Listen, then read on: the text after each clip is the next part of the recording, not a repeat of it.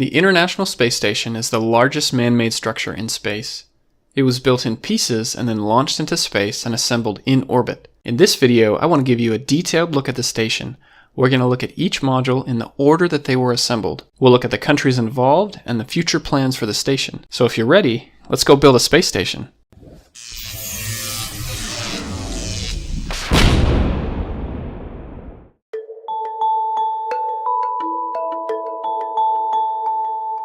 The International Space Station, or ISS, took many years to become a reality.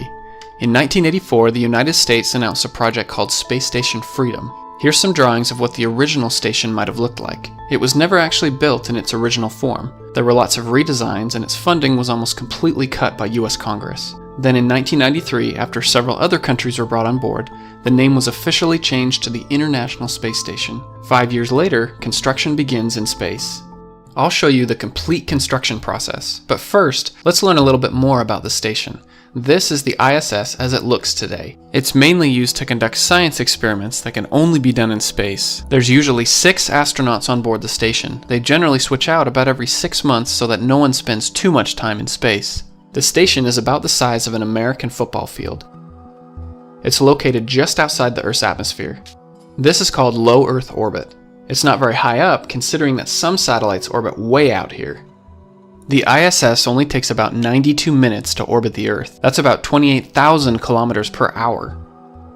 Over time, the ISS will slowly lose altitude. If nothing was done, the station would eventually burn up as it re-enters the Earth's atmosphere. To prevent this, the station must be periodically reboosted to stay in space.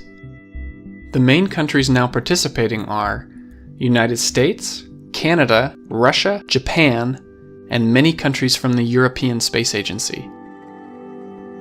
Let's get to know the main parts of the station. The integrated truss structure is kind of like the backbone of the station. It holds the solar arrays to generate electricity, radiator panels, these remove heat from the station, and other equipment and science experiments are also attached. This part down here contains the pressurized modules, which means the astronauts can live and work in here without a spacesuit. All of the Russian modules make up the Russian Orbital Segment. The other side is called the United States Orbital Segment. It's made up of modules from the United States, Europe, Japan, and Canada. The different pieces of the station, also called modules, were built in many locations around the globe. Each module was then launched into space by one of these 3 rockets: the American Space Shuttle, the Russian Proton rocket, and the Russian Soyuz rocket. Once in space, it's time to put it all together. This is definitely not your average Lego set. Once construction started, the ISS took a little over a decade before it was considered complete. Each one of these lines represents the addition of a new module to the station. Let's go ahead and start at the very beginning. The first piece of the station is a Russian module called Zarya. It provides power from the solar arrays and also propulsion when there's a need to move the station. There's 3 docking ports in front and 1 in back. These will be used to connect to the next pieces of the station. The second module is American, and it's called Unity, or Node 1. It has 6 docking ports to connect to future modules. There's a special piece here to connect between the different docking mechanisms. This is called a Pressurized Mating Adapter, or PMA for short. Unity was launched with PMA 1 and PMA 2. This is the Zvezda service module. It provides life support systems and is considered the functional center of the Russian Orbital Segment. It also has 3 docking ports in front and 1 in back. Next is the Z1 truss. This holds equipment for the station. It's not part of the main truss, but it provided a temporary mounting place, as we'll see here in a moment. PMA 3 was then added to the bottom side of Unity. It's always good to have an extra one of these around. The P6 truss was temporarily mounted to the top of the Z1 truss. This includes the first solar array wings. This provides much needed power to the growing station. Radiator panels were also installed to help remove excess heat from the station. At this point, there was enough functionality that astronauts can start living aboard the station, instead of just temporary visits. From November 2000 until now, there has been a continuous human presence on board the station. The Destiny module is also called the US Laboratory. This is a place where a lot of scientific research happens. A little rearranging was necessary so that Destiny could be installed. March 2001 came the addition of the External Stowage Platform 1, or ESP-1. This was a place to store spare parts for the station.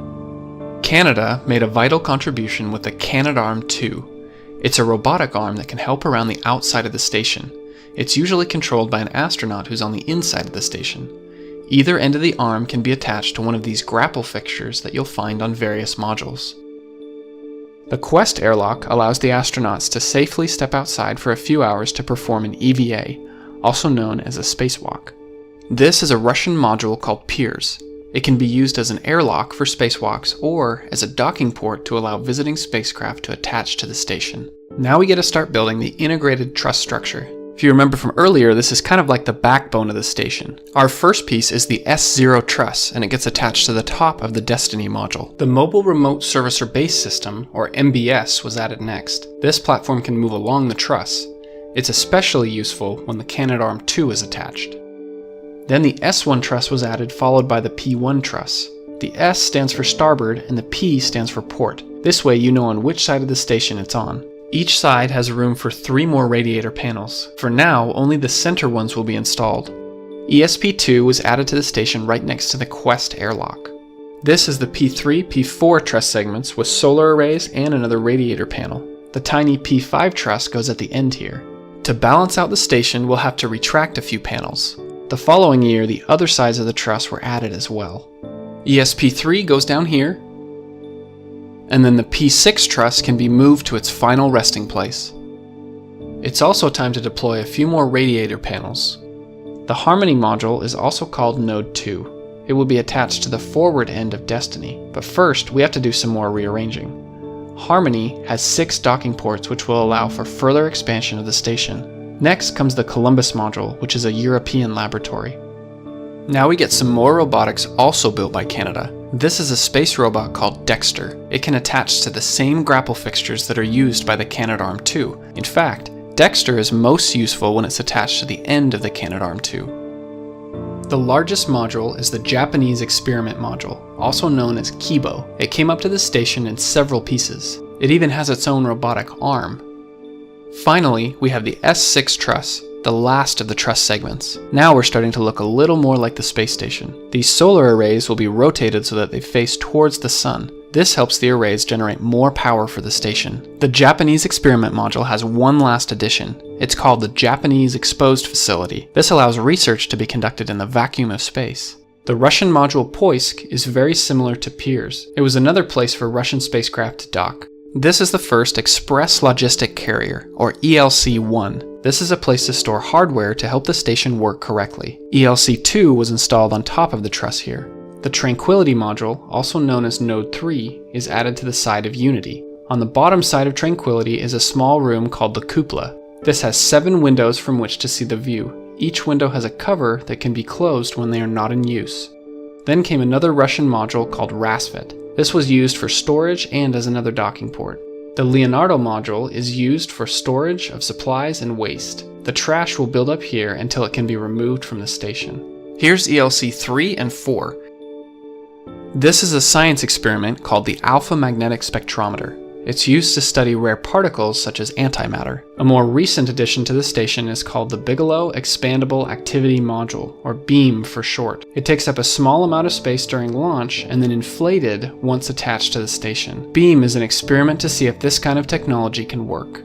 The ISS only has funding through 2025, but hopefully that will be extended. After that, we may see pieces of the station repurposed for other projects in space. I want to thank my supporters on Patreon for helping me make this video. This won't be the last time you'll see an animation from me about the International Space Station. Stay tuned and let me know what you want to see next in the comments below. I'm Jared Owen, thanks for watching.